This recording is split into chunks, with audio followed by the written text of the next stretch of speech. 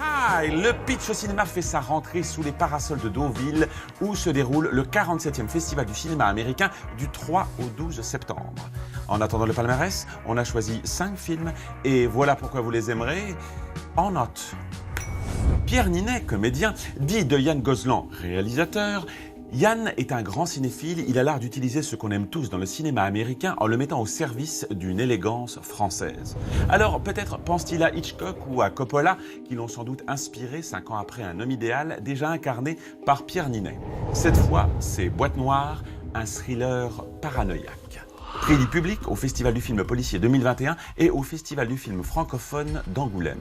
Après un crash aérien, un enquêteur du bureau d'enquête et d'analyse est chargé de trouver la cause de l'accident en examinant la boîte noire. Il y a un problème avec la boîte noire. Elle a été falsifiée. Vous avez intérêt à avoir raison. J'ai vu que vous aviez signalé des problèmes de gouverne sur le 800. Il y a eu un attentat. T'es le premier à l'avoir entendu. Ce que j'ai entendu, c'est une putain de suite d'incohérences. Vous êtes allé trop loin.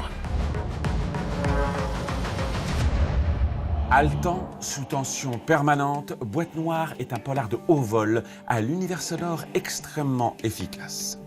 Mathieu Amalric, il a tourné sous la direction des plus grands réalisateurs français, mais aussi américains. Spielberg, Cronenberg, Sofia Coppola, Wes Anderson, il a même joué les méchants dans un James Bond. Respect. Mais le revoici réalisateur. Pour son 7e long métrage, il revient avec un drame d'une incroyable force porté par la merveilleuse Vicky Krieps. C'est le magnifique et bouleversant Serre-moi fort au pitch volontairement elliptique. Ça semble être l'histoire d'une femme qui s'en va. Tu vas croire, je suis partie 1 semaine, puis 6 mois, et puis laissera tomber. T'as foutu le camp, d'accord. Mais t'es où? C'est pas moi qui suis partie.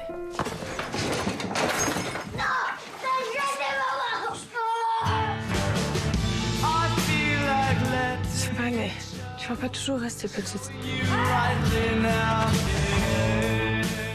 Après le remarqué Run, le réalisateur franco-ivoirien Philippe Lacôte revient avec un second long aux allures de conte des 1001 nuits. Une plongée dans la plus grande et surpeuplée prison d'Afrique de l'Ouest. C'est l'envoûtant et théâtral La Nuit des Rois. Valois de la mise en scène et de la musique au Festival du film francophone d'Angoulême, La Nuit des Rois a également représenté la Côte d'Ivoire dans la course aux Oscars. Ce soir ou demain, dès que la lune rouge va sortir, tu devras nous raconter des histoires. Il était une fois. Crois-moi, ce n'est pas un jeu. Aretha Franklin, The Queen of Soul. Avec 75 millions de vinyles vendus à travers le monde et 18 Grammy Awards, elle fut aussi une diva militante, une femme de combat qui n'a jamais cessé de se battre pour la défense de la communauté afro-américaine.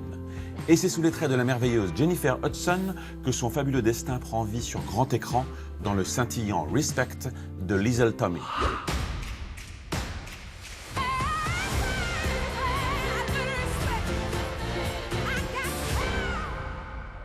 Pour écrire le scénario de son dernier film, Éric Bénard s'est demandé qu'est-ce qui fait l'ADN de la culture française.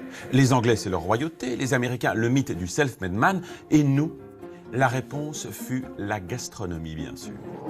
L'idée de faire un film sur l'invention du premier restaurant était née. Voici donc Délicieux, porté par Grégory Gadebois et Isabelle Carré. Il faut partager cet endroit avec tout le monde. Voilà, c'était notre sélection. On se retrouve la semaine prochaine. D'ici là, qui remportera le Grand Prix du Festival de Deauville? Réponse